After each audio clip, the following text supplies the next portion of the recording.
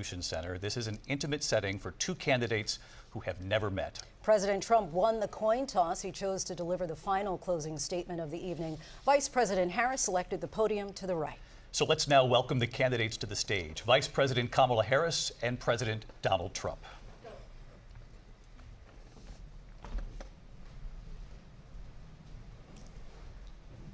Kamala Harris. Let's have a good debate. Nice to see you. Have fun. Thank you. Welcome to you both. It's wonderful to have you. It's an honor to have you both here tonight. Good evening. We are looking forward to a spirited and thoughtful debate. So let's get started. I want to begin tonight with the issue that voters repeatedly say is their #1 issue, and that is the economy and the cost of living in this country. Vice President Harris, you and President Trump were elected 4 years ago, and your opponent on the stage here tonight often asks his supporters, are you better off than you were 4 years ago? When it comes to the economy, do you believe Americans are better off than they were 4 years ago? So I was raised as a middle-class kid, and I am actually the only person on this stage who has a plan that is about lifting up the middle class and working people of America. I believe in the ambition, the aspirations, the dreams of the American people. And that is why I imagine and have actually a plan to build what I call an opportunity economy. Because here's the thing. We know that we have a shortage of homes and housing, and the cost of housing is too expensive for far too many people. We know that young families need support to raise their children, and I intend on extending a tax cut for those families of $6,000, which is the largest child tax credit that we have given in a long time, so that those young families can afford to buy a crib, buy a car seat, buy clothes for their children. My passion, one of them, is small businesses. My mother raised my sister and me, but there was a woman who helped raise us. We call her our second mother. She was a small business owner. I love our small businesses. My plan is to give a $50,000 tax deduction to start up small businesses, knowing they are part of the backbone of America's economy. My opponent, on the other hand, his plan is to do what he has done before, which is to provide a tax cut for billionaires and big corporations, which will result in $5 trillion to America's deficit. My opponent has a plan that I call the Trump's sales tax, which would be a 20% tax on everyday goods that you rely on to get through the month. Economists have said that that Trump sales tax would actually result for middle-class families in about $4,000 more a year, because of his policies and his ideas about what should be the backs of middle-class people paying for tax cuts for billionaires. President Trump, I'll give you 2 minutes. First of all, I have no sales tax. That's an incorrect statement. She knows that. We're doing tariffs on other countries. Other countries are going to finally, after 75 years, pay us back for all that we've done for the world. And the tariff will be substantial in some cases. I took in billions and billions of dollars, as you know, from China. In fact, they never took the tariff off because it was so much money they can't. It would totally destroy everything that they've set out to do. They're taking in billions of dollars from China and other places. They've left the tariffs on. When I had it, I had tariffs, and yet I had no inflation. Look, we've had a terrible economy because inflation which is really known as a country buster. It breaks up countries. We have inflation like very few people have ever seen before, probably the worst in our nation's history. We were at 21%, but that's being generous because many things are 50, 60, 70, and 80% higher than they were just a few years ago. This has been a disaster for people, for the middle class, but for every class. On top of that, we have millions of people pouring into our country from prisons and jails, from mental institutions and insane asylums, and they're coming in and they're taking jobs that are occupied right now by African Americans and Hispanics, and also unions. Unions are going to be affected very soon. And you see what's happening. You see what's happening with towns throughout the United States. You look at Springfield, Ohio. You look at Aurora in Colorado. They are taking over the towns. They're taking over buildings. They're going in violently. These are the people that Xi and Biden led into our country, and they're destroying our country. They're dangerous. They're at the highest level of criminality, and we have to get them out. We have to get them out fast. I created one of the greatest economies in the history of our country. I'll do it again and even better. We are going to get to immigration and border security during this debate, but I would like to let Vice President Harris respond on the economy here. Well, I would love to. Let's talk about what Donald Trump left us. Donald Trump left us the worst unemployment since the Great Depression. Donald Trump left us the worst public health epidemic in a century. Donald Trump left us the worst attack on our democracy since the Civil War. And what we have done is clean up Donald Trump's mess. What we have done and what I intend to do is build on what we know are the aspirations and the hopes of the American people. But I'm going to tell you all in this debate tonight, you're going to hear from the same old tired playbook, a bunch of lies, grievances, and name-calling. What you're going to hear tonight is a detailed and dangerous plan called Project 2025 that the former president intends on implementing if he were elected again. I believe very strongly that the American people want a president who understands the importance of bringing us together, knowing we have so much more in common than what separates us, and I pledge to you to be a president for all Americans. President Trump will give you a minute here to respond. Number one, I have nothing to do, as you know, and as she knows better than anyone, I have nothing to do with Project 2025. That's out there. I haven't read it. I don't want to read it purposely. I'm not going to read it. This was a group of people that got together. They came up with some ideas, I guess some good, some bad, but it makes no difference. I have nothing to do. Everybody knows I'm an open book. Everybody knows what I'm going to do. Cut taxes very substantially and create a great economy like I did before. We had the greatest economy. We got hit with a pandemic, and the pandemic was not since 1917, where 100 million people died, has there been anything like it. We did a phenomenal job with the pandemic. We handed them over a country where the economy and where the stock market was higher than it was before the pandemic came in. Nobody's ever seen anything like it. We made ventilators for the entire world. We got gowns, we got masks, we did things that nobody thought possible. And people give me credit for rebuilding the military. They give me credit for a lot of things, but not enough credit for the great job we did with the pandemic. But the only jobs they got were bounce back jobs. These were jobs bounce back, and it bounced back and it went to their benefit. But I was the one that created them. They know it, and so does everybody else. Vice President Harris, I'll let you respond. So Donald Trump has no plan for you. And when you look at his economic plan, it's all about tax breaks for the richest people. I am offering what I describe as an opportunity economy, and the best economists in our country, if not the world, have reviewed our relative plans for the future of America. What Goldman Sachs has said is that Donald Trump's plan would make the economy worse, mine would strengthen the economy. What the Wharton School has said is Donald Trump's plan would actually explode the deficit. 16 Nobel laureates have described his economic plan as something that would increase inflation and by the middle of next year would invite a recession. You just have to look at where we are and where we stand on the issues. And I'd invite you to know that Donald Trump actually has no plan for you because he is more interested in defending himself than he is in looking out for you. That's just a soundbite. They gave her that to say. Look, I went to the Wharton School of Finance, and many of those professors, the top professors, think my plan is a brilliant plan. It's a great plan. It's a plan that's going to bring up our worth, our value as a country. It's going to make people want to be able to go and work and create jobs and create a lot of good, solid money for our country. And just to finish off, she doesn't have a plan. She copied Biden's plan, and it's like 4 sentences, like run, spot, run. 4 sentences that are just, oh, we'll try and lower taxes. She doesn't have a plan. Take a look at her plan. She doesn't have a plan. Mr. President, I do want to drill down on something you both brought up. The Vice President brought up your tariffs. You responded, and let's drill down on this, because your plan is what she calls is essentially a national sales tax. Your proposal calls for tariffs, as you pointed out here, on foreign imports across the board. You recently said that you might double your plan, imposing tariffs up to 20% on goods coming into this country. As you know, many economists say that with tariffs at that level, costs are then passed on to the consumer. Vice President Harris has argued it'll mean higher prices on gas, food, clothing, medication, arguing it costs the typical family nearly $4,000 a year. Do you believe Americans can afford higher prices because of tariffs? They're not going to have higher prices. What's going to have, and who's going to have higher prices, is China and all of the countries that have been ripping us off for years. I was the only president ever. China was paying us hundreds of billions of dollars, and so were other countries. And, you know, if she doesn't like them, they should have gone out and they should have immediately cut the tariffs. But those tariffs are there 3.5 years now under their administration.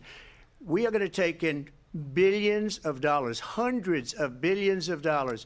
I had no inflation, virtually no inflation. They had the highest inflation perhaps in the history of our country, because I've never seen a worse period of time. People can't go out and buy cereal or bacon or eggs or anything else. The people of our country are absolutely dying with what they've done. They've destroyed the economy. And all you have to do is look at a poll. The polls say 80 and 85 and even 90% that the Trump economy was great, that their economy was terrible. Vice President Harris, I do want to ask for your response, and you heard what the president said there, because the Biden administration did keep a number of the Trump tariffs in place. So how do you respond? Well, let's be clear that the Trump administration resulted in a trade deficit, one of the highest we've ever seen in the history of America.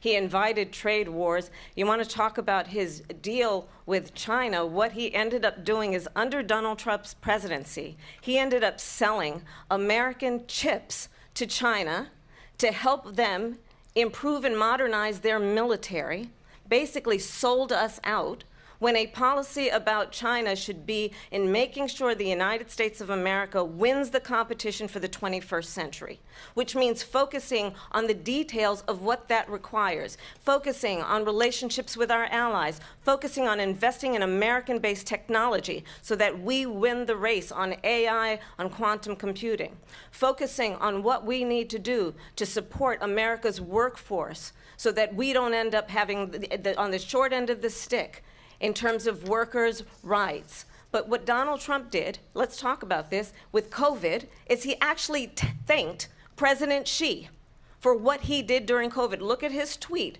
"Thank you, President Xi," exclamation point, when we know that Xi was responsible for lacking and not giving us transparency about the origins of COVID. President Trump, I'll let you respond. First of all, they bought their chips from Taiwan. We hardly make chips anymore because of philosophies like they have and policies like they have. I don't say her because she has no policy. Everything that she believed 3 years ago and 4 years ago is out the window. She's going to my philosophy now. In fact, I was going to send her a MAGA hat. She's gone to my philosophy. But if she ever got elected, she'd change it. And it will be the end of our country. She's a Marxist. Everybody knows she's a Marxist. Her father's a Marxist professor in economics, and he taught her well. But when you look at what she's done to our country, and when you look at these millions and millions of people that are pouring into our country monthly, where it's, I believe, 21 million people, not the 15 that people say, and I think it's a lot higher than the 21. That's bigger than New York State pouring in. And just look at what they're doing to our country. They're criminals. Many of these people coming in are criminals. And that's bad for our economy, too. You know, you mentioned before, we'll talk about immigration later. Well, bad immigration is the worst thing that can happen to our economy. They have, and she has, destroyed our country with policy that's insane. Almost policy that you'd say they have to hate our country. President Trump, thank you. Lindsay? I want to turn to the issue of abortion. President Trump, you've often touted that you were able to kill Roe v. Wade. Last year, you said that you were proud to be the most pro-life president in American history. Then last month, you said that your administration would be great for women and their reproductive rights. In your home state of Florida, you surprised many with regard to your 6-week abortion ban, because you initially had said that it was too short. And you said, quote, "I'm going to be voting that we need more than 6 weeks." But then the very next day, you reversed course and said you would vote to support the 6-week ban. Vice President Harris says that women shouldn't trust you on the issue of abortion because you've changed your position so many times. Therefore, why should they trust you? Well, the reason I'm doing that vote is because the plan is, as you know, the vote is, they have abortion in the 9th month. They even have, and you can look at the governor of West Virginia, the previous governor of West Virginia, not the current governor, is doing an excellent job. but the governor before, he said the baby will be born and we will decide what to do with the baby. In other words, we'll execute the baby. And that's why I did that, because that predominates, because they're radical. The Democrats are radical in that. And her vice presidential pick, which I think was a horrible pick, by the way, for our country, because he is really out of it. But her vice presidential pick says abortion in the 9th month is absolutely fine. He also says execution after birth. It's execution, no longer abortion, because the baby is born, is okay. And that's not okay with me, hence the vote. But what I did is something for 52 years. They've been trying to get Roe v. Wade into the states. And through the genius and heart and strength of 6 Supreme Court justices, we were able to do that. Now, I believe in the exceptions for rape, incest, and life of the mother. I believe strongly in it. Ronald Reagan did also. 85% of Republicans do. Exceptions. Very important. But we were able to get it, and now states are voting on it. And for the first time, you're going to see, look, this is an issue that's torn our country apart for 52 years.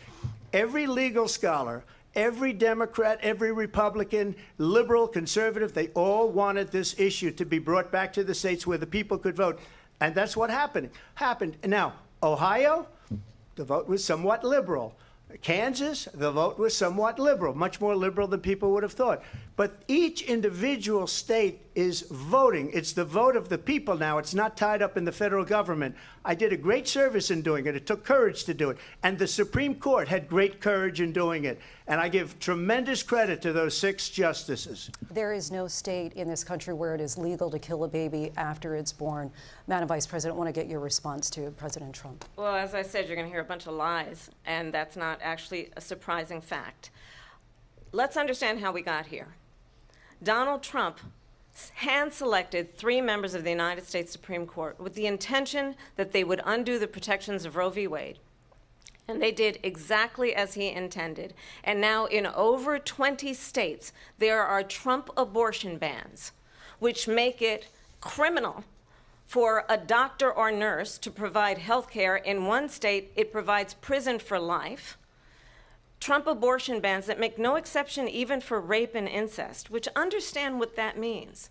A survivor of a crime of violation to their body does not have the right to make a decision about what happens to their body next. That is immoral. And one does not have to abandon their faith or deeply held beliefs to agree. The government, and Donald Trump certainly, should not be telling a woman what to do with her body. I have talked with women around our country. You want to talk about this is what people wanted? Pregnant women who want to carry a pregnancy to term, suffering from a miscarriage, being denied care in an emergency room because the healthcare providers are afraid they might go to jail, and she's bleeding out in a car in the parking lot. She didn't want that. Her husband didn't want that. A 12 or 13-year-old survivor of incest being forced to carry a pregnancy to term, they don't want that. And I pledge to you, when Congress passes a bill to put back in place the protections of Roe v. Wade, as President of the United States, I will proudly sign it into law. But understand, if Donald Trump were to be reelected, he will sign a national abortion ban. Understand, in his Project 2025, there would be a national abortion, a monitor that would be monitoring your pregnancies, your miscarriages.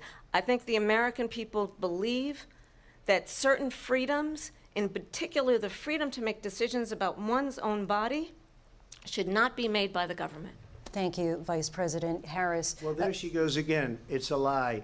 I'm not signing a ban, and there's no reason to sign a ban, because we've gotten what everybody wanted. Democrats, Republicans, and everybody else, and every legal scholar wanted it to be brought back into the states. And the states are voting. And it may take a little time, but for 52 years, this issue has torn our country apart. And they've wanted it back in the states. And I did something that nobody thought was possible. The states are now voting. What she says is an absolute lie.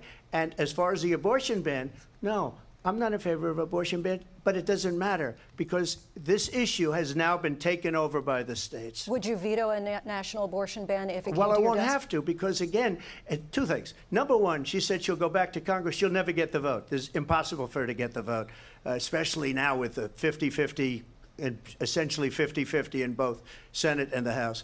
She's not going to get the vote. She can't get the vote. She won't even come close to it. So it's just talk. You know what it reminds me of? When they said they're going to get student loans terminated, and it ended up being a total catastrophe. The student loans, and then I think probably her boss, if you call him a boss, he spends all his time on the beach. But look, her boss went out and said, we'll do it again. We'll do it a different way. And he went out, got rejected again by the Supreme Court. So all these students got taunted with this whole thing about this whole idea. And how unfair that would have been, part of the reason they lost, to the millions and millions of people that had to pay off their student loans. They didn't get it for free. But they were saying it's the same way that they talked about that they talk about abortion. But if I could just get a yes or no, because your running mate, J.D. Vance, has said that you would veto it if it did come to your desk. Well, I didn't discuss it with J.D. In all fairness, J.D., and I don't mind if he has a certain view, but I think he was speaking for me, but I really didn't. Look, we don't have to discuss it because she'd never be able to get it, just like she couldn't get student loans. They couldn't get student loans. They didn't even come close to getting student loans. They taunted young people and a lot of other people that had loans. They can never get this approved. So it doesn't matter what she says about going to Congress. Well, wonderful. Let's go to Congress. Do it. But the fact is that for years they wanted to get it out of Congress and out of the federal government, and we did something that everybody said couldn't be done. And now you have a vote of the people on abortion. Vice President Harris, I want to give you your time to respond, but I do want to ask, would you support any restrictions on a woman's right to an abortion? I absolutely support reinstating the protections of Roe v. Wade, and as you rightly mentioned, nowhere in America is a woman carrying a pregnancy to term and asking for an abortion. That is not happening. It's insulting to the women of America. And understand what has been happening under Donald Trump's abortion bans. Couples who pray and dream of having a family are being denied IVF treatments. What is happening in our country?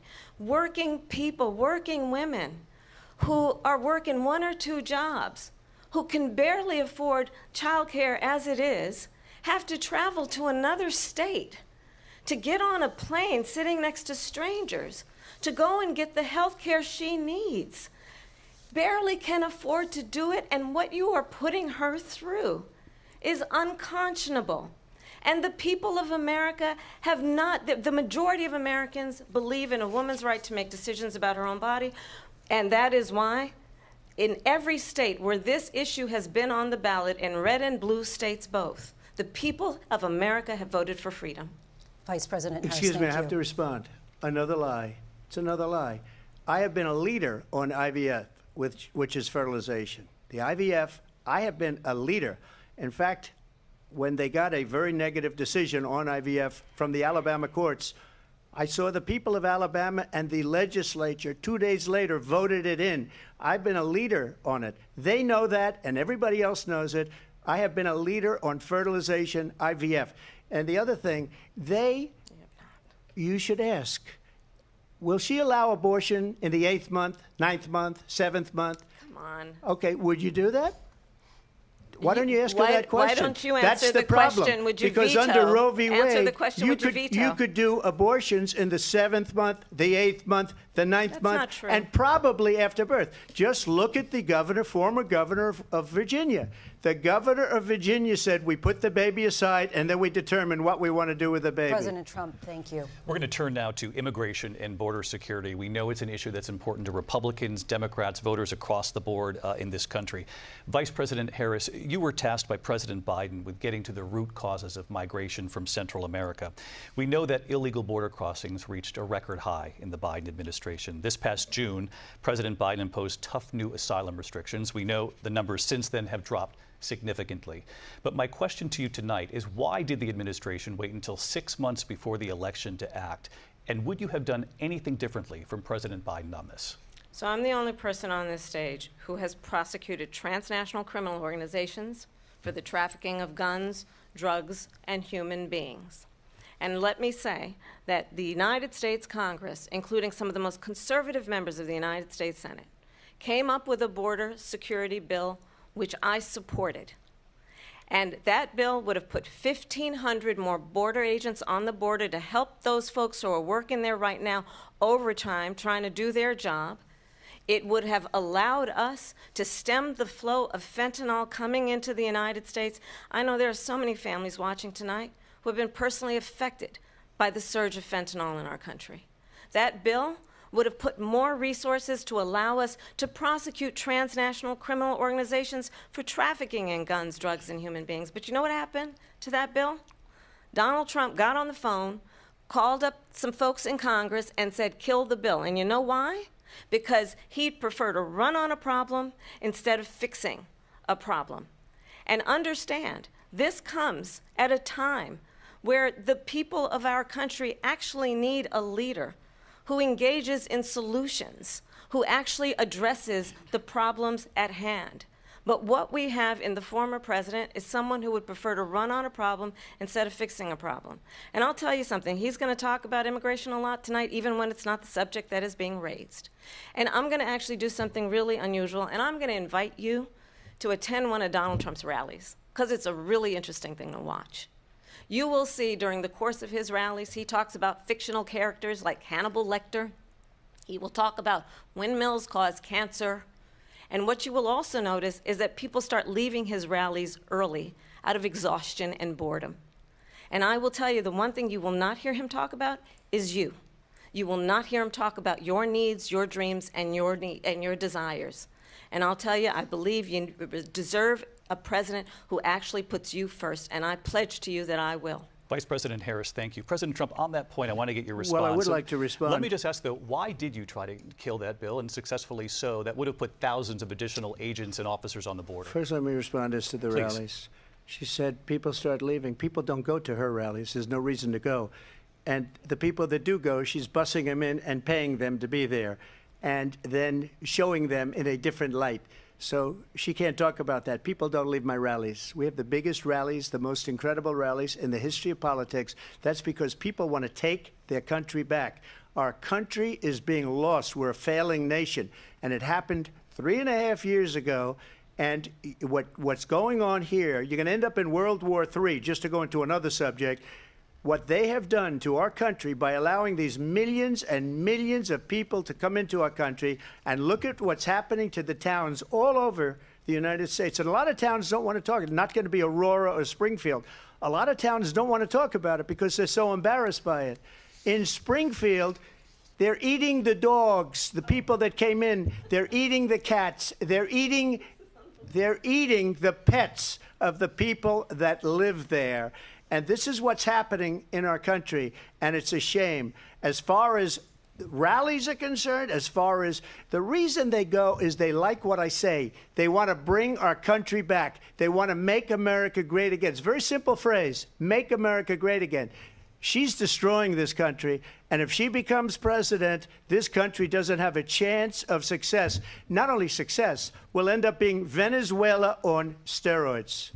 I just want to clarify here. You bring up Springfield, Ohio, and ABC News did reach out to the city manager there. He told us there have been no credible reports of specific claims of pets being harmed, injured, or abused by individuals within the immigrant community. Well, I've seen people on television. Let me just say here, this is the people on television say my dog was taken and used for food. So maybe he said that, and maybe that's a good thing to say for a city manager. I'm not taking this from but television. But the people I'm on taking television it from the city saying manager. their dog was eaten by the people that went there.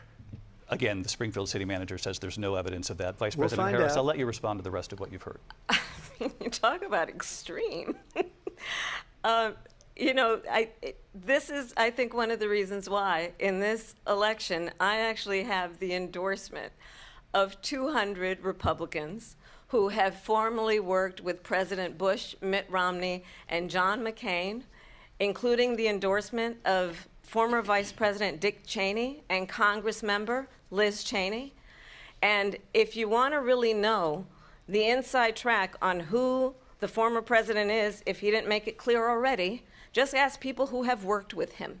His former chief of staff, a 4-star general, has said he has contempt for the Constitution of the United States. His former national security advisor has said he is dangerous and unfit. His former Secretary of Defense has said the nation, the Republic, would never survive another Trump term. And when we listen to this kind of rhetoric, when the issues that affect the American people are not being addressed, I think the choice is clear in this election. President Trump, I'll give you a quick minute to respond Yeah. here. Thank you, because when I hear that, see, I'm a different kind of a person. I fired most of those people. Not so graciously. They did bad things or a bad job. I fired them. They never fired one person. They didn't fire anybody having to do with Afghanistan and the Taliban and the 13 people whose were just killed, viciously and violently killed. And I got to know the parents and the family. They didn't fire. They should have fired all those generals, all those top people, because that was one of the most incompetently handled situations anybody has ever seen. So when somebody does a bad job, I fire him. And you take a guy like Esper. He was no good. I fired him. So he writes a book. Another one writes a book. Because with me, they can write books. With nobody else can they. But they have done such a poor job, and they never fire anybody. Look at the economy. Look at the inflation. They didn't fire any of their economists. They have the same people. That's a good way not to have books written about you. But just to finish, I got more votes than any Republican in history by far. In fact, I got more votes than any president, sitting president, in history by far. Let me continue on immigration. It was what you wanted to talk about earlier, so let's get back to your deportation proposal that the vice president has reacted to as well. President Trump, you call this the largest domestic deportation operation in the history of our country. You say you would use the National Guard. You say if things get out of control, you'd have no problem using the U.S. military. Police, yes. You also said you would use local police. How would you deport 11 million undocumented immigrants? I know you believe that number is much higher. Take us through this. What does this look like? Will authorities be going door to door in this country? Yeah, it is much higher because of them. They allowed criminals, many millions of criminals. They allowed terrorists. They allowed common street criminals. They allowed people to come in, drug dealers, to come into our country. And they're now in the United States and told by their countries like Venezuela, don't ever come back or we're going to kill you. Do you know that crime in Venezuela and crime in countries all over the world is way down? You know why? Because they've taken their criminals off the street and they've given them to her to put into our country. And this will be one of the greatest mistakes in history for them to allow. And I think they probably did it because they think they're going to get votes, but it's not worth it because they're destroying the fabric of our country by what they've done. There's never been anything done like this at all. They've destroyed the fabric of our country. Millions of people let in. And all over the world, crime is down all over the world except here. Crime here is up and through the roof. Despite their fraudulent statements that they made, crime in this country is through the roof. And we have a new form of crime. It's called migrant crime. And it's happening at levels that nobody thought possible. President Trump, as you know, the FBI says overall violent crime is actually coming down in this country. But Excuse me, the FBI they were defrauding statements. They didn't include the worst cities. They didn't include the cities with the worst crime. It was a fraud. Just like their number of 818,000 jobs that they said they created turned out to be a fraud. President Trump, thank you. I'll let you respond, Vice President Harris. Well, I think this is so rich coming from someone who has been prosecuted for national security crimes, economic crimes, election interference, has been found liable for sexual assault, and his next big court appearance is in November at his own criminal sentencing. And let's be clear where each person stands on the issue of what is important about respect for the rule of law and respect for law enforcement. The former vice president called for defunding federal law enforcement, 45,000 agents, get this, on the day after he was arraigned on 34 felony counts.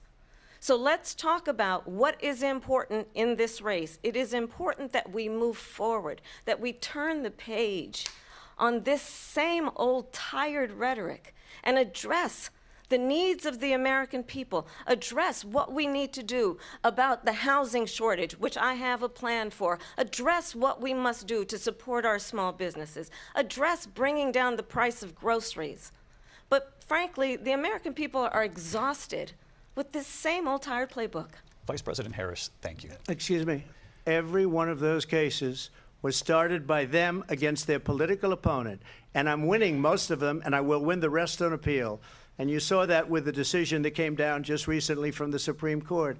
I'm winning most of them. But those are cases, it's called weaponization. Never happened in this country. They weaponized the Justice Department. Every one of those cases was involved with the DOJ, from Atlanta and Fani Willis to the Attorney General of New York and the DA in New York. Every one of those cases. And then they say, oh, he's a criminal. They're the ones that made them go after me. By the way, Joe Biden was found essentially guilty on the documents case. And what happened in my documents case? They said, oh, that's the toughest of them all. A complete and total victory. 2 months ago, it was thrown out. It's weaponization, and they used it, and it's never happened in this country. They used it to try and win an election. They're fake cases. President Trump, thank you. A really quick response here, Vice President Harris, on this notion of weaponization of the Justice Department. Well, let's talk about extreme and understand the context in which this election in 2024 is taking place. The United States Supreme Court recently ruled that the former president would essentially be immune from any misconduct if he were to enter the White House again. Understand, this is someone who has openly said he would terminate, I'm quoting, terminate the Constitution of the United States, that he would weaponize the Department of Justice against his political enemies. Someone who has openly expressed disdain for members of our military. Understand what it would mean if Donald Trump were back in the White House with no guardrails, because certainly we know now the court won't stop him. We know J.D. Vance is not going to stop him. It's up to the American people Vice President to stop Harris, him. Thank you. Lindsay? Vice President Harris, in your last run for president. This is the one that weaponized, not me. She weaponized. I probably took a bullet to the head because of the things that they say about me.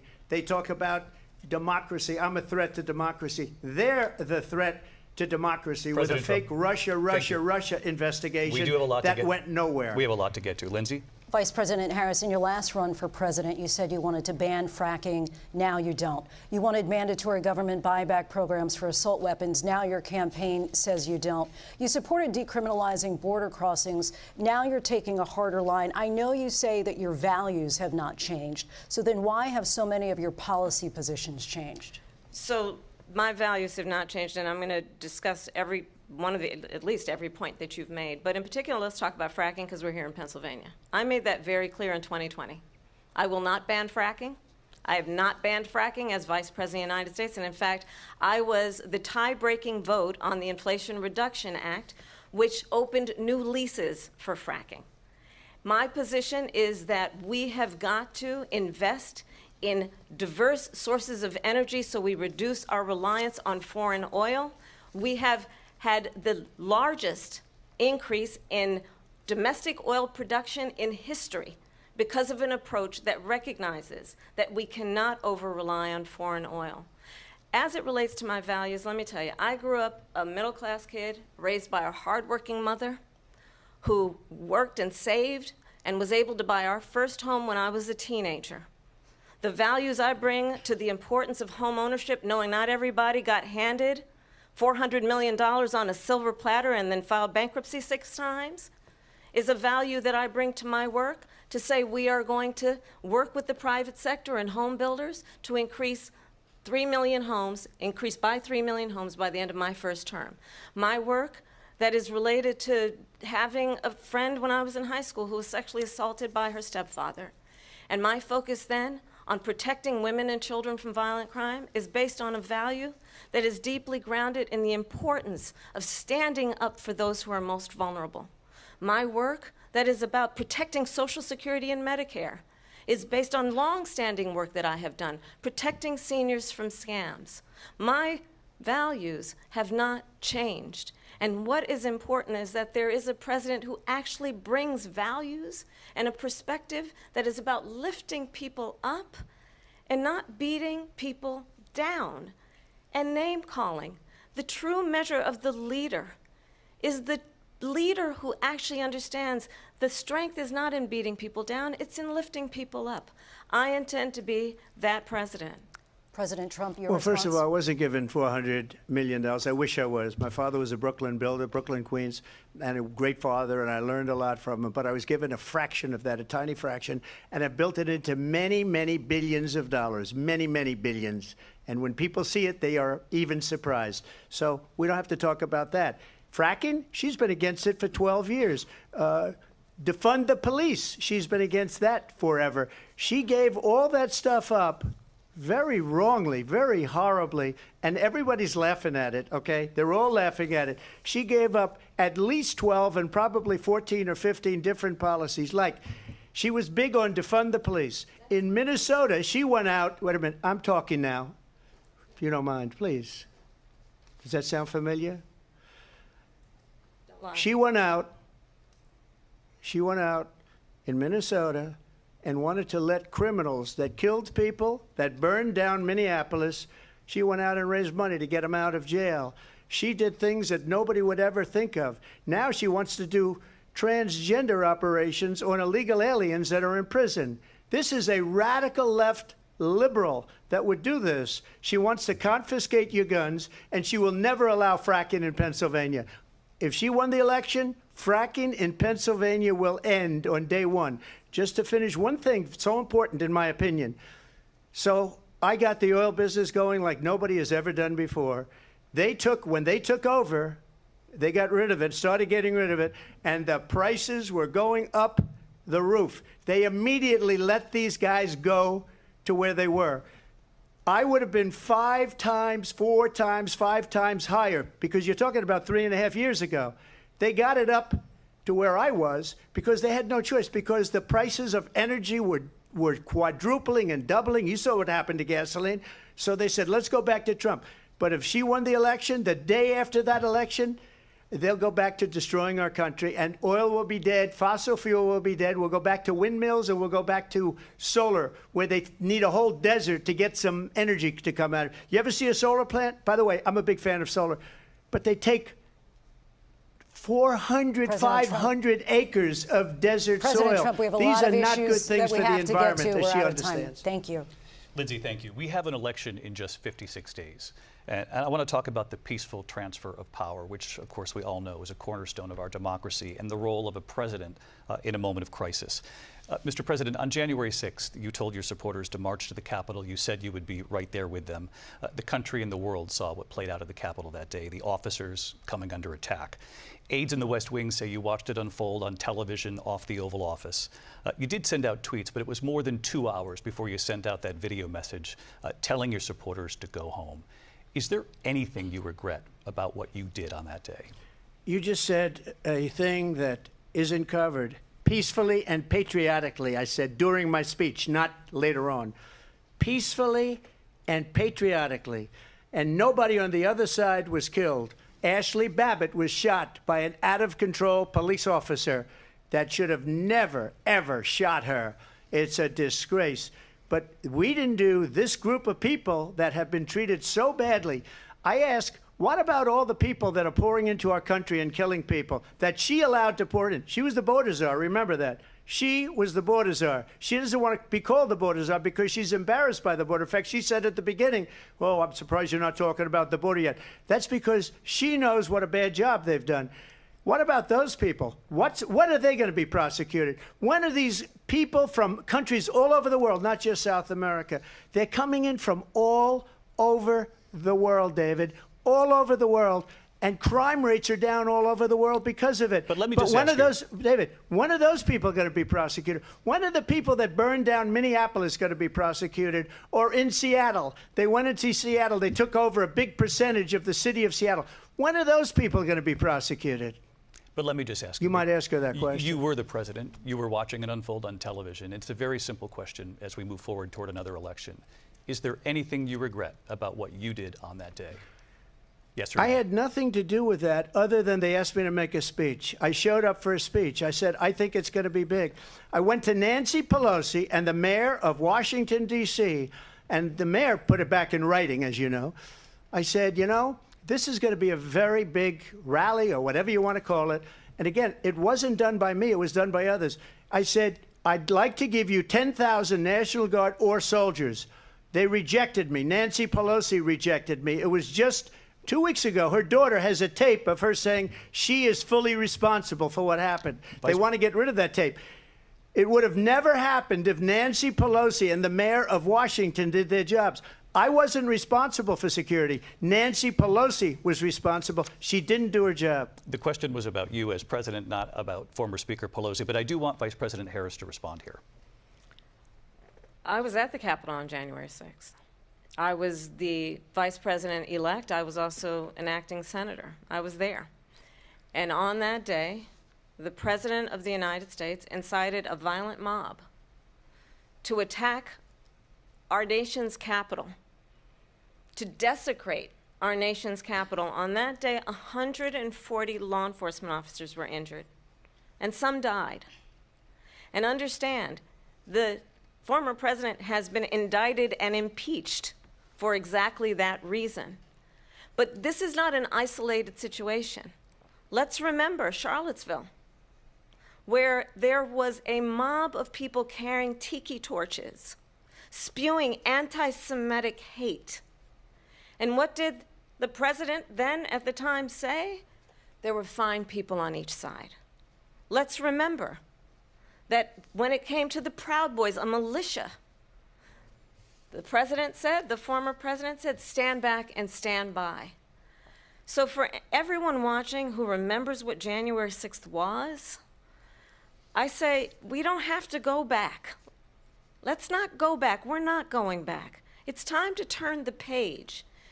And if that was a bridge too far for you, well, there is a place in our campaign for you to stand for country, to stand for our democracy, to stand for rule of law, and to end the chaos, and to end the approach that is about attacking the foundations of our democracy because you don't like the outcome. And be clear on that point. Donald Trump, the candidate, has said in this election there will be a bloodbath if this and the outcome of this election is not to his liking. Let's turn the page on this. Let's not go back. Let's chart a course for the future and not go backwards to the past. Let me just follow up here. It was a different term, and it was a term that related to energy because they have destroyed our energy business. That was where bloodbath was. Also, on Charlottesville, that story has been, as you would say, debunked.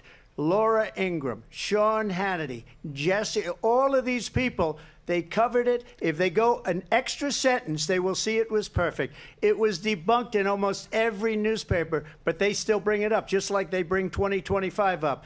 They bring all of this stuff up. I ask you this. You talk about the Capitol.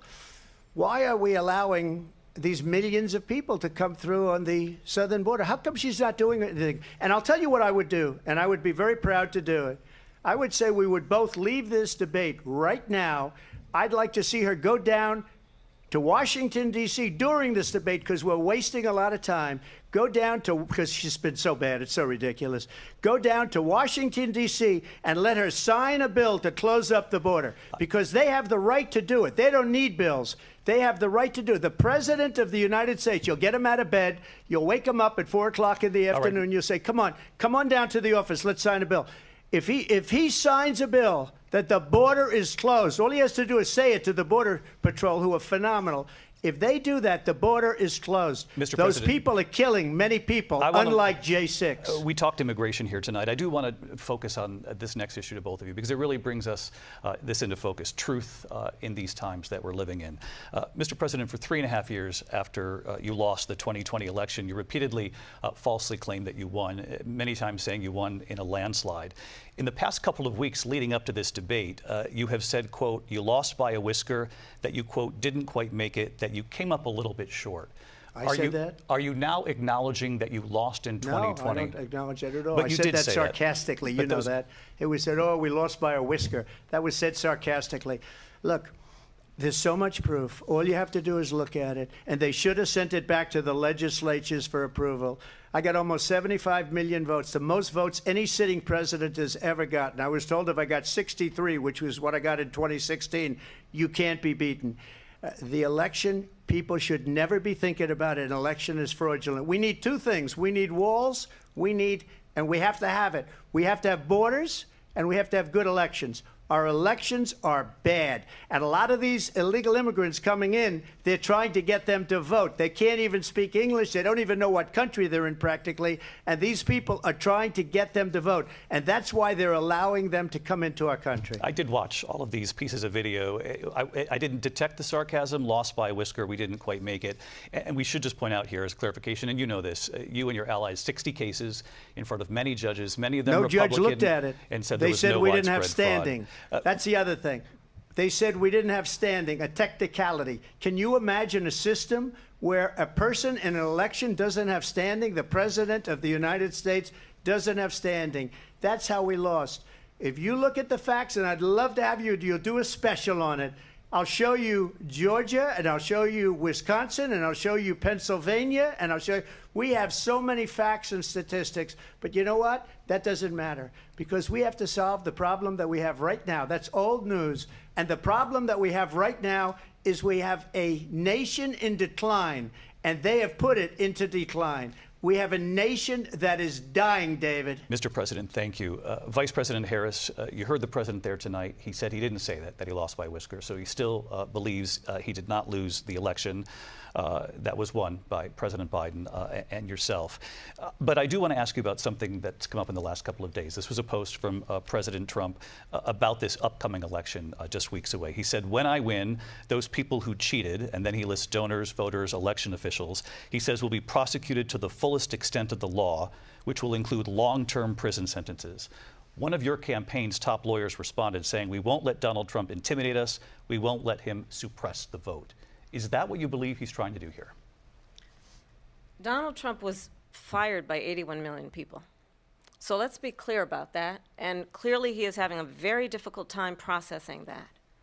But we cannot afford to have a president of the United States who attempts, as he did in the past, to upend the will of the voters in a free and fair election.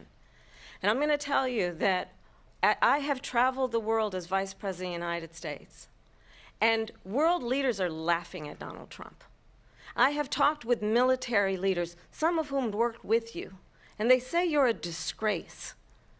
And when you then talk in this way in a presidential debate and deny what over and over again are court cases you have lost because you did in fact lose that election, it leads one to believe that perhaps we do not have in the candidate to my right the temperament or the ability to not be confused about fact. That's deeply troubling, and the American people deserve better. I'll give you 1 minute to respond, Mr. President. Let me just say about world leaders. Viktor Orban, one of the most respected men, they call him a strong man. He's a tough person, smart. Prime Minister of Hungary. They said, why is the whole world blowing up? 3 years ago it wasn't. Why is it blowing up? He said, because you need Trump back as president. They were afraid of him. China was afraid, and I don't like to use the word afraid, but I'm just quoting him. China was afraid of him. North Korea was afraid of him. Look at what's going on with North Korea, by the way. He said Russia was afraid of him. I ended the Nord Stream 2 pipeline, and Biden put it back on day one, but he ended the XL pipeline. The XL pipeline in our country, he ended that. But he let the Russians build a pipeline going all over Europe and heading into Germany, the biggest pipeline in the world. Look, Viktor Orban said it. He said the most respected, most feared person is Donald Trump. We had no problems when Trump was president. But when this weak, pathetic man that you saw at a debate just a few months ago, that if he weren't in that debate, he'd be running instead of her. She got no votes. He got 14 million votes. What you did, you talk about a threat to democracy. He got 14 million votes, and they threw him out of office. And you know what? I'll give you a little secret. He hates her. He can't stand her. But he President. got 14 million votes. They threw him out. She got 0 votes. And when she ran, she was the first one to leave because she failed. And now she's running. I don't understand it, but I'm okay with it because your time is I think up. we're going to do very well. We've got a lot more to get to. Turning now to the Israel-Hamas war and the hostages who are still being held, Americans among them.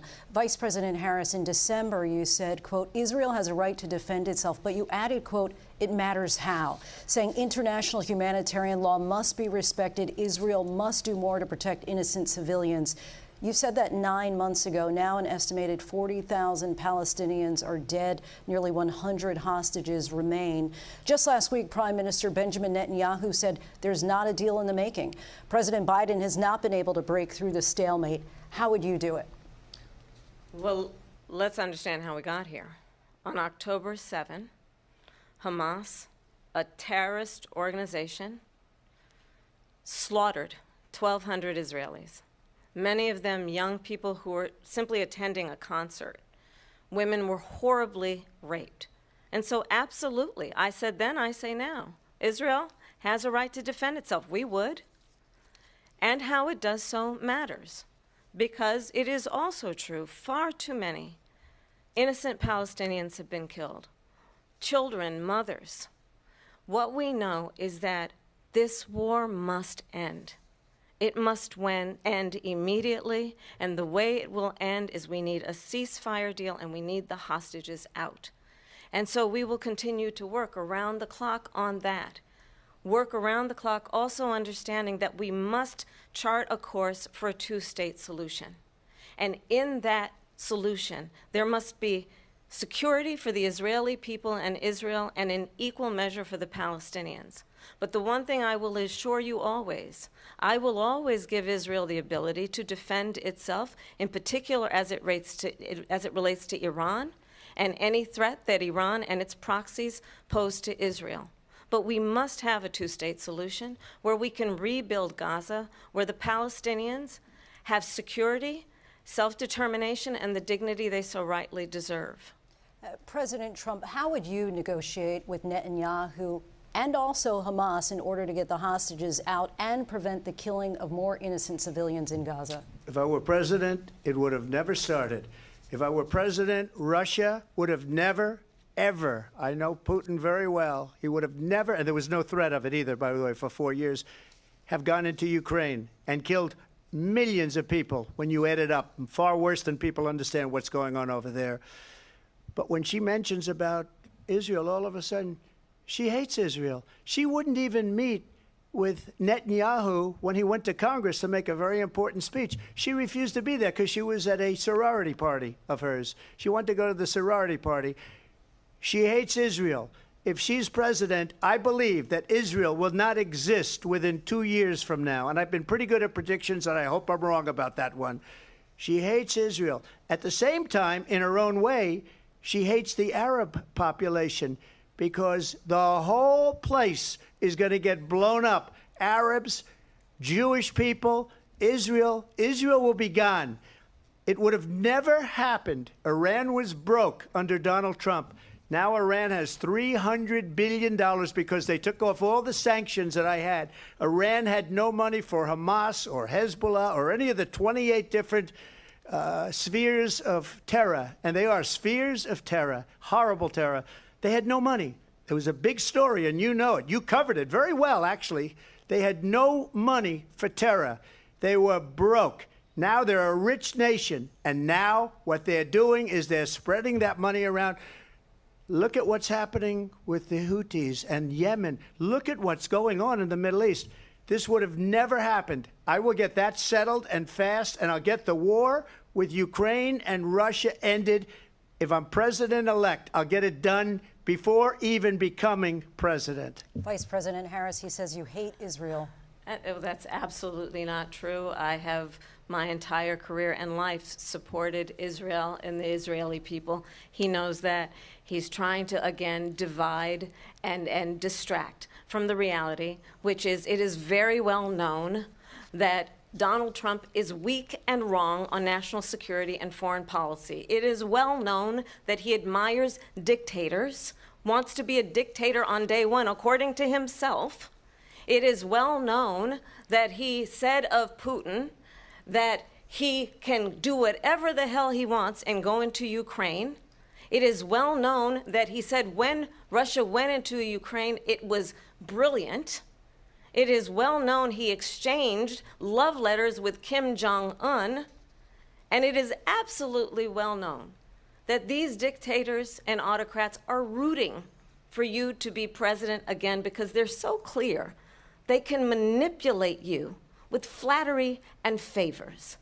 And that is why so many military leaders who you have worked with have told me you are a disgrace. That is why we understand that we have to have a president who is not consistently weak and wrong on Vice national President security, Harris. including the importance of upholding and respecting in highest regard our military. Vice President Harris, thank you. They're the ones, and she's the one that caused it, that's weak on national security by allowing every nation last month for the year, 168 different countries sending people into our country. Their crime rates are way down. Putin endorsed her last week, said, I hope she wins. And I think he meant it, because what he's gotten away with is absolutely incredible. It wouldn't have happened with me. The leaders of other countries think that they're weak and incompetent, and they are. They're grossly incompetent. And I just ask one question. Why does Biden go in and kill the Keystone Pipeline and approve the single biggest deal that Russia's ever made, Nord Stream 2, the biggest pipeline anywhere in the world going to Germany and all over Europe? Because they're weak and they're ineffective. And Biden, by the way, President gets paid Trump, a lot of money. Thank you. We have a lot of issues to get to. We'll be right back with much more of this historic ABC News presidential debate from the National Constitution Center right here in Philadelphia. Back in a moment.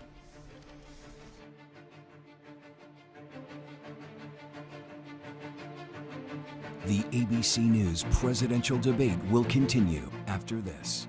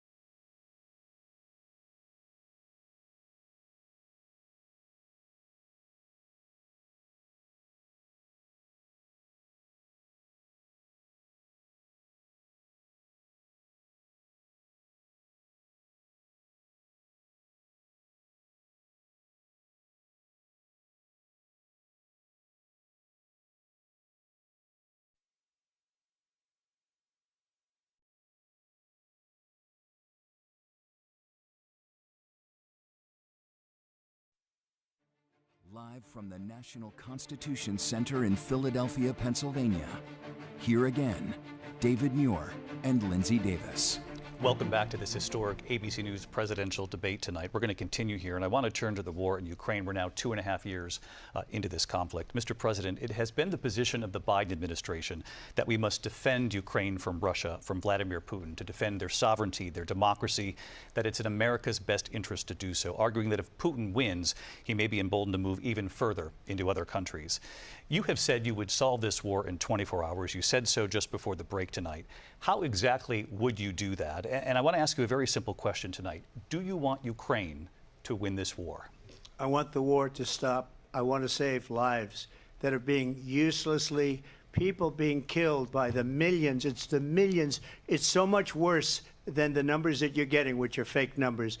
Look, we're in for 250 billion or more, because they don't ask Europe, which is a much bigger beneficiary to getting this thing done than we are. They're in for $150 billion less because Biden and you don't have the courage to ask Europe like I did with NATO. They paid billions and billions, hundreds of billions of dollars when I said, either you pay up or we're not going to protect you anymore. So that's maybe one of the reasons they don't like me as much as they like weak people.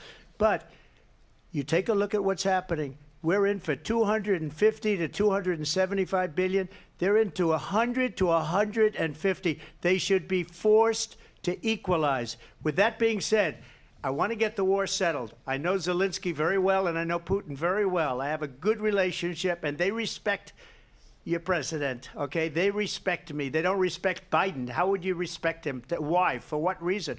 He hasn't even made a phone call in 2 years to Putin, hasn't spoken to anybody. They don't even try and get it. That is a war that's dying to be settled. I will get it settled before I even become president. If I win, when I'm president-elect, and what I'll do is I'll speak to one, I'll speak to the other, I'll get them together. That war would have never happened. And in fact, when I saw Putin after I left, unfortunately left because our country has gone to hell. But after I left, when I saw him building up soldiers, he did it after I left, I said, oh, he must be negotiating. It must be a good, strong point of negotiation. Well, it wasn't, because Biden had no idea how to talk to him. He had no idea how to stop it. And now you have millions of people dead, and it's only getting worse, and it could lead to World War III. Don't kid yourself, David. We're playing with World War III, and we have a president that we don't even know if he's... Where is our president? We don't even know if he's a president. And just to clarify they here... threw him out of a campaign like a dog. We don't even know. Is he our president? But we have a president, Mr. President, that doesn't know he's alive. Your time is up. Just to clarify in the question, do you believe it's in the U.S. best interest for Ukraine to win this war, yes or no? I think it's the U.S. best interest to get this war finished and just get it done. All right. Negotiate a deal, because we have to stop all of these human lives from being destroyed. I want to take this to Vice President Harris. I want to get your thoughts on support for Ukraine in this moment, but also, as Commander-in-Chief, if elected, how would you deal with Vladimir Putin, and would it be any different from what we're seeing from President Biden? Well, first of all, it's important to remind the former president you're not running against Joe Biden, you're running against me. I believe the reason that Donald Trump says that this war would be over within 24 hours is because he would just give it up. And that's not who we are as Americans. Let's understand what happened here. I actually met with Zelensky a few days before Russia invaded, tried through force to change territorial boundaries, to defy one of the most important international rules and norms, which is the importance of sovereignty and territorial integrity. And I met with President Zelensky. I shared with him American intelligence about how he could defend himself. Days later, I went to NATO's eastern flank, to Poland and Romania. And through the work that I and others did, we brought 50 countries together to support Ukraine in its righteous defense. And because of our support, because of the air defense, the ammunition, the artillery, the javelins, the Abrams tanks that we have provided, Ukraine stands as an independent and free country. If Donald Trump were president, Putin would be sitting in Kyiv right now. And understand what that would mean, because Putin's agenda is not just about Ukraine. Understand why the European allies and our NATO allies are so thankful that you are no longer president and that we understand the importance of the greatest military alliance the world has ever known, which is NATO, and what we have done to preserve the ability of Zelensky and the Ukrainians to fight for their independence. Otherwise, Putin would be sitting in Kyiv with his eyes on the rest of Europe, starting with Poland. And why don't you tell the 800,000 Polish Americans right here in Pennsylvania how quickly you would give up for the sake of favor and what you think is a friendship with what is known to be a dictator who would eat you for lunch. Vice President Harris, thank you. We've heard from both of you on Ukraine tonight. Afghanistan came up in the last hour. I wanted her to respond to something you said earlier, and please, I'll give you a minute here. Putin would be sitting in Moscow, and he wouldn't have lost 300,000 men and women, but he would have been sitting in Moscow. Quiet, please. He would have been sitting in Moscow, much happier than he is right now. But eventually, you know, he's got a thing that other people don't have. He's got nuclear weapons. They don't ever talk about that. He's got nuclear weapons. Nobody ever thinks about that.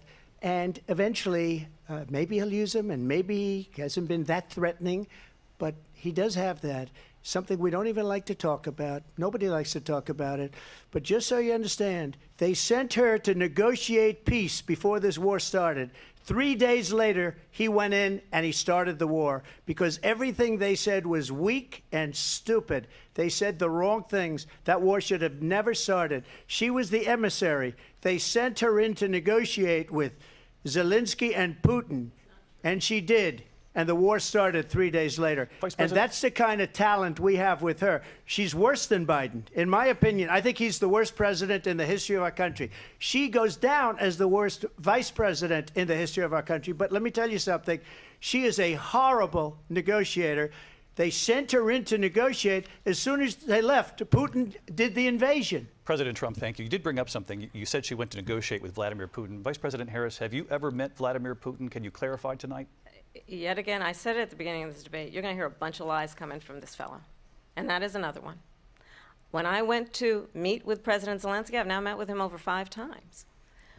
The reality is it has been about standing as America always should, as a leader upholding international rules and norms, as a leader who shows strength, understanding that the alliances we have around the world are dependent on our ability to look out for our friends and not favor our enemies because you adore strong men instead of caring about democracy.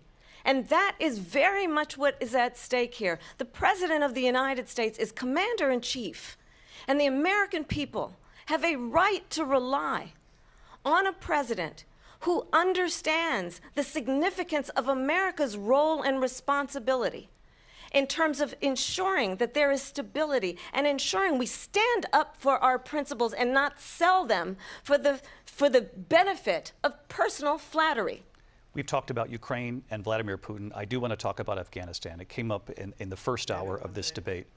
I want to move on to Afghanistan. Stoltenberg said Trump did the most amazing thing I've ever seen. He got these countries, the 28 countries at the time, to pay up. He said, I've never seen, he's the head of NATO. He said, I've never seen. For years, we were paying almost all of NATO. We were being ripped off by European nations, both on trade and on NATO. I got them to pay up by saying one of the statements you made before, if you don't pay, we're not going to protect you. Otherwise, we would have never gotten it. He said it was one of the most incredible jobs that he's ever seen done. Thank you. I want to turn to Afghanistan. It came up in the first hour of the debate, and we witnessed a poignant moment today on Capitol Hill, honoring the soldiers who died in the chaotic withdrawal from Afghanistan. I do want to ask the Vice President, do you believe you bear any responsibility in the way that withdrawal played out? Well, I will tell you, I agreed with President Biden's decision to pull out of Afghanistan. 4 presidents said they would, and Joe Biden did. And as a result, America's taxpayers are not paying the $300 million a day we were paying for that endless war. And as of today, there is not one member of the United States military who is in active duty in a combat zone in any war zone around the world, the first time this century. But let's understand how we got to where we are. Donald Trump, when he was president, negotiated one of the weakest deals you can imagine. He calls himself a deal maker. Even his national security advisor said it was a weak, terrible deal. And here's how it went down.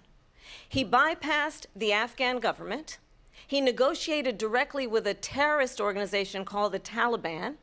The negotiation involved the Taliban getting 5,000 Taliban terrorists released. And get this, and the president at the time invited the Taliban to Camp David, a place of storied significance for us as Americans, a place where we honor the importance of American diplomacy, where we invite and receive respected world leaders. And this former president, as president, invited them to Camp David because he does not again appreciate the role and responsibility of the President of the United States to be commander-in-chief with a level of respect. And this gets back to the point of how he has consistently disparaged and demeaned members of our military, fallen soldiers, and the work that we must do to uphold the strength and the respect of the United States of America around the world. Vice President Harris, thank you. President Trump, your response to her saying that you began the negotiations with the Taliban. So if you take a look at that period of time, the Taliban was killing our soldiers, a lot of them, with snipers. And I got involved with the Taliban because the Taliban was doing the killing. That's the fighting force within Afghanistan. They don't bother doing that because, you know, they deal with the wrong people all the time. But I got involved. And Abdul is the head of the Taliban. He is still the head of the Taliban. And I told Abdul, don't do it anymore. You do it anymore, you're going to have problems. And he said, why do you send me a picture of my house? I said, you're going to have to figure that out, Abdul. And for 18 months, we had nobody killed. We did have an agreement negotiated by Mike Pompeo. It was a very good agreement. The reason it was good, it was we were getting out. We would have been out faster than them, but we wouldn't have lost the soldiers. We wouldn't have left many Americans behind, and we wouldn't have left $85 billion worth of brand new, beautiful military equipment behind. And just to finish, they blew it. The agreement said you have to do this, and they didn't do it. They didn't do it. The agreement was terminated by us because they didn't do what they were supposed to do. I want to move on. And these people did the worst withdrawal and, in my opinion, the most embarrassing moment in the history of our country. And by the way, that's why Russia attacked Ukraine, because they saw how incompetent she and her boss are. President Trump, thank you. I want to move on now to race and politics in this country. Mr. President, you recently said of Vice President Harris, quote, I didn't know she was black until a number of years ago when she happened to turn black, and now she wants to be known as black. I want to ask a bigger picture question here tonight. Why do you believe it's appropriate to weigh in on the racial identity of your opponent? I don't, and I don't care. I don't care what she is. I don't care. You make a big deal out of something, I couldn't care less. Whatever she wants to be is okay with me. But those were your words, so I'm asking. I don't know. I mean, all I can say is I read where she was not black, that she put out, and I'll say that. And then I read that she was black, and that's okay. Either one was okay with me. That's up to her. That's up to her. Vice President Harris, your thoughts on this? I think it's, I mean, honestly, I think it's a tragedy that we have someone who wants to be president who has consistently, over the course of his career, attempted to use race to divide the American people. You know, I do believe that the vast majority of us know that we have so much more in common than what separates us, and we don't want this kind of approach that is just constantly trying to divide us, and especially by race. And let's remember how Donald Trump started. He was land, he owned buildings, and he was investigated because he refused to rent property to black families. Let's remember, this is the same individual who took out a full-page ad in the New York Times calling for the execution of 5 young black and Latino boys who were innocent, the Central Park 5.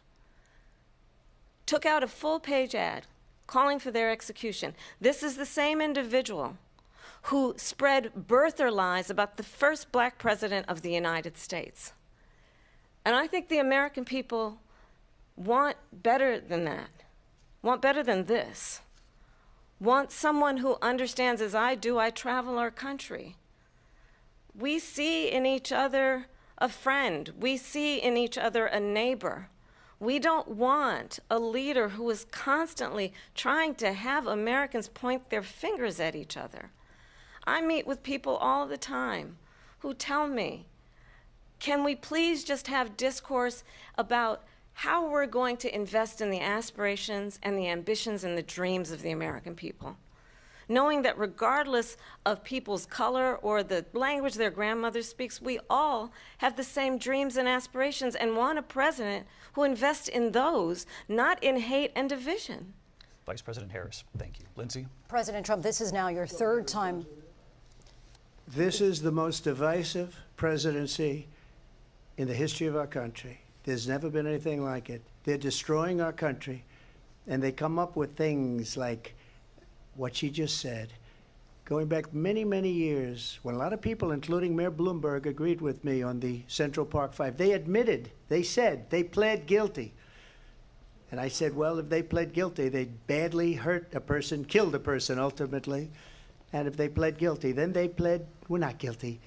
But this is a person that has to stretch back years, 40, 50 years ago, because there's nothing now. I built one of the greatest economies in the history of the world, and I'm going to build it again. It's going to be bigger, better, and stronger. But they're destroying our economy. They have no idea what a good economy is. Their oil policies, every single policy. And remember this, she is Biden. You know, she's trying to get away from Biden. I don't know the gentleman, she says. She is Biden. The worst inflation we've ever had, a horrible economy because inflation has made it so bad, and she can't get away with that. Thank you. Your time is up. Lindsay? I want to respond to that, though. I want to just respond briefly. Clearly, I am not Joe Biden, and I am certainly not Donald Trump. And what I do offer is a new generation of leadership for our country, one who believes in what is possible, one who brings a sense of optimism about what we can do instead of always disparaging the American people. I believe in what we can do to strengthen our small businesses, which is why I have a plan. Let's talk about our plans and let's compare the plans. I have a plan to give startup businesses $50,000 tax deduction, to pursue their ambitions, their innovation, their ideas, their hard work. I have a plan, $6,000 for young families for the first year of your child's life, to help you in that most critical stage of your child's development. I have a plan that is about allowing people to be able to pursue what has been fleeting in terms of the American dream by offering a help with down payment of $25,000 down payment assistance for first-time home buyers. That's the kind of conversation, I believe, David, that people really want tonight, as opposed to a conversation that is constantly about belittling and name-calling. Let's turn the page Vice President and move Harris, forward. thank you. Let's turn to policy. President Let's Trump, turn back we to have policy. to move on. President Trump.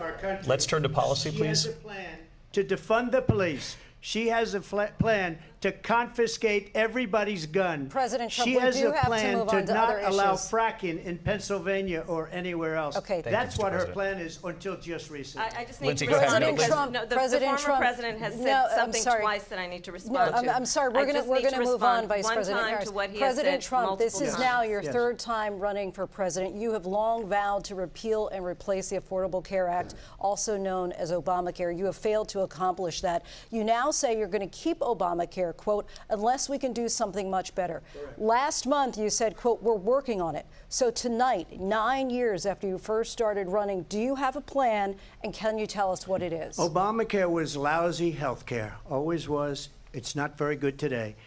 And what I said, that if we come up with something, and we are working on things, we're going to do it and we're going to replace it. But remember this, I inherited Obamacare because Democrats wouldn't change it. They wouldn't vote for it. They were unanimous. They wouldn't vote to change it. If they would have done that, we would have had a much better plan than Obamacare. But the Democrats came up, they wouldn't vote for it. I had a choice to make when I was president. Do I save it and make it as good as it can be, never going to be great, or do I let it rot? And I felt I had an obligation, even though politically it would have been good to just let it rot and let it go away. I decided, and I told my people, the top people, and they're very good people. I have a lot of good people in that administration. We read about the bad ones. We had some real bad ones, too, and so do they. They have really bad ones. The difference is they don't get rid of them. But let me just explain. I had a choice to make. Do I save it and make it as good as it can be, or do I let it rot? And I saved it. I did the right thing. But it's still never going to be great, and it's too expensive for people. And what we will do is we're looking at different plans. If we can come up with a plan that's going to cost our people, our population, less money and be better health care than Obamacare, then I would absolutely do it. But until then, I'd run it as good as it can be run. So just a yes or no, you still do not have a plan? I have concepts of a plan. I'm not president right now. But if we come up with something, I would only change it if we come up with something that's better and less expensive. And there are concepts and options we have to do that. And you'll be hearing about it in the not-too-distant future. Vice President Harris, in 2017, you supported Bernie Sanders' proposal to do away with private insurance and create a government-run health care system. 2 years later, you proposed a plan that included a private insurance option. What is your plan today?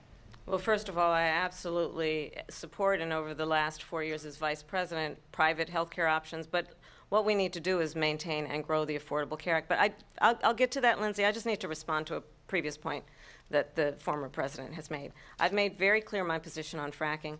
And then this business about taking everyone's guns away.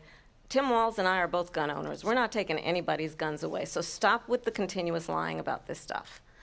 As it relates to the Affordable Care Act, understand, just look at the history to know where people stand.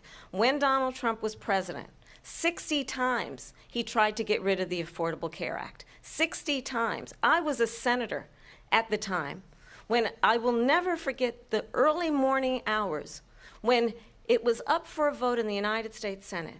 And the late, great John McCain, who you have disparaged as being, you don't like him, you said, at the time because he got caught. He was an American hero. The late, great John McCain, I will never forget that night, walked onto the Senate floor and said, no, you don't. No, you don't. No, you don't get rid of the Affordable Care Act. You have no plan. And what the Affordable Care Act has done is eliminate the ability of insurance companies to deny people with pre-existing conditions. I don't have to tell the people watching tonight, you remember what that was like? Remember when an insurance company could deny if a child had asthma, if someone was a breast cancer survivor, if a grandparent had diabetes?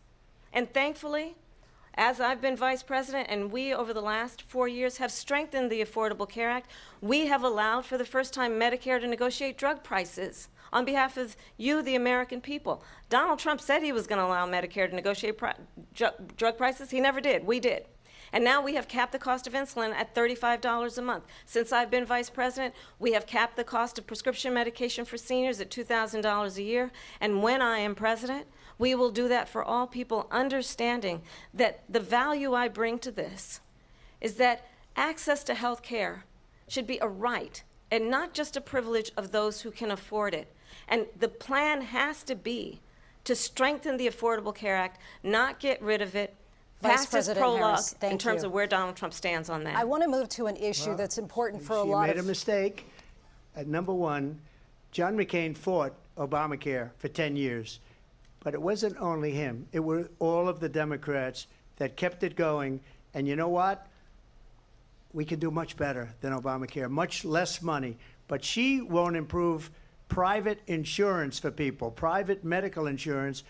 That's another thing she doesn't want to give. People Trump are paying privately for insurance that have worked hard and made money, and they want to have private. She wants everybody to be on government insurance where you wait 6 months for an operation that you need immediately. President Trump, thank you. We have another issue that we'd like to get to that's important for a number of Americans, in particular younger voters, and that's climate change. President Trump, with regard to the environment, you say that we have to have clean air and clean water.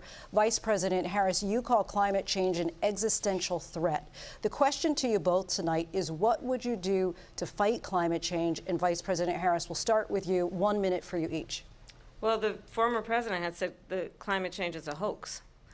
And what we know is that it is very real. You ask anyone who lives in a state who has experienced these extreme weather occurrences, who now is either being denied home insurance or it's being jacked up.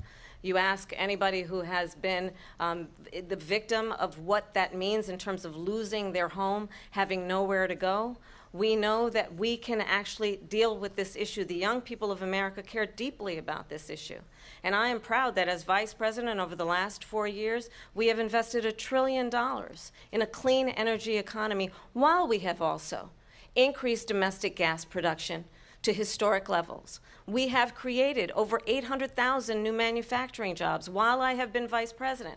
We have invested in clean energy to the point that we are opening up factories around the world. Donald Trump said he was going to create manufacturing jobs. He lost manufacturing jobs.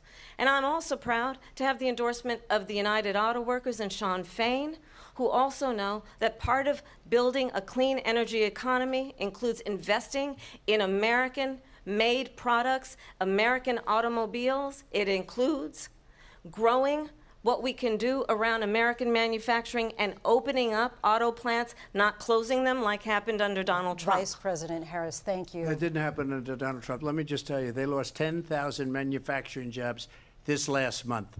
It's going, they're all leaving. They're building big auto plants in Mexico, in many cases owned by China. They're building these massive plants, and they think they're going to sell their cars into the United States because of these people. What they have given to China is unbelievable. But we're not going to let that. We'll put tariffs on those cars so they can't come into our country, because they will kill the United Auto Workers and any auto worker, whether it's in Detroit or South Carolina or any other place. What they've done to business and manufacturing in this country is horrible. We have nothing because they refuse. You know, Biden doesn't go after people because supposedly China paid him millions of dollars. He's afraid to do it. Between him and his son, they get all this money from Ukraine. They get all this money from all of these different countries. And then you wonder, why is he so loyal to this one, that one, Ukraine, China? Why is he? Why did he get $3.5 million from the mayor of Moscow's wife? Why did she pay him $3.5 million? This is a crooked administration, and they're selling our country down the tubes. President Trump, thank you. Thank you. We'll be right back with closing statements from both of our candidates. An historic night, this ABC News presidential debate from Philadelphia. Back in a moment.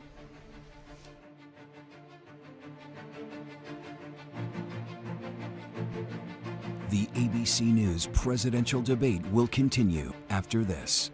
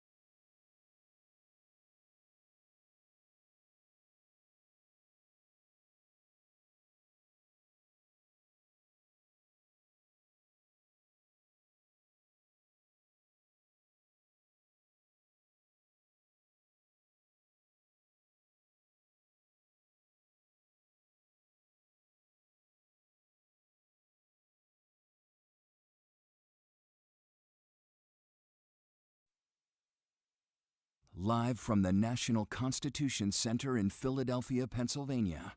Here again, David Muir and Lindsay Davis. Welcome back tonight. The time has come for closing statements, and Vice President Harris, we begin with you. So I think you've heard tonight two very different visions for our country. One that is focused on the future, and the other that is focused on the past, and an attempt to take us backward. But we're not going back. And I do believe that the American people know we all have so much more in common than what separates us. And we can chart a new way forward. And a vision of that includes having a plan, understanding the aspirations, the dreams, the hopes, the ambition of the American people, which is why I intend to create an opportunity economy, investing in small businesses, in new families, in what we can do around protecting seniors, what we can do that is about giving hardworking folks a break and bringing down the cost of living. I believe in what we can do together that is about sustaining America's standing in the world and ensuring that we have the respect that we so rightly deserve, including respecting our military and ensuring we have the most lethal fighting force in the world. I will be a president that will protect our fundamental rights and freedoms, including the right of a woman to make decisions about her own body and not have her government tell her what to do. I'll tell you, I started my career as a prosecutor. I was a DA, I was an attorney general, a United States senator, and now vice president. I've only had one client, the people. And I'll tell you, as a prosecutor, I never asked a victim or a witness, are you a Republican or a Democrat? The only thing I ever asked them, are you okay? And that's the kind of president we need right now. Someone who cares about you and is not putting themselves first. I intend to be a president for all Americans and focus on what we can do over the next 10 and 20 years to build back up our country by investing right now in you, the American people. Vice President Harris, thank you. President Trump? So she just started by saying she's going to do this, she's going to do that, she's going to do all these wonderful things. Why hasn't she done it? She's been there for 3.5 years. They've had 3.5 years to fix the border. They've had 3.5 years to create jobs and all the things we talked about. Why hasn't she done it? She should leave right now, go down to that beautiful White House, go to the Capitol, get everyone together and do the things you want to do, but you haven't done it, and you won't do it because you believe in things that the American people don't believe in. You believe in things like we're not going to frack, we're not going to take fossil fuel, we're not going to do things that are going to make this country strong, whether you like it or not. Germany tried that, and within 1 year they were back to building normal energy plants. We're not ready for it. We can't sacrifice our country for the sake of bad vision. But I just ask one simple question. Why didn't she do it? We're a failing nation. We're a nation that's in serious decline. We're being laughed at all over the world. All over the world, they're laughed. I know the leaders very well. They're coming to see me. They call me. We're laughed at all over the world. They don't understand what happened to us as a nation. We're not a leader. We don't have any idea what's going on. We have wars going on in the Middle East. We have wars going on with Russia and Ukraine. We're going to end up in a third world war, and it'll be a war like no other because of nuclear weapons, the power of weaponry. I rebuilt our entire military. She gave a lot of it away to the Taliban. She gave it to Afghanistan. What these people have done to our country, and maybe toughest of all, is allowing millions of people to come into our country. Many of them are criminals, and they're destroying our country. The worst president, the worst vice president in the history of our country. President Trump, thank you. And that is our ABC News presidential debate from here in Philadelphia at the National Constitution Center. I'm Lindsay Davis. And I'm David Muir. Thank you for watching here in the U.S. and all over the world, and from all of us here at ABC News. Good night.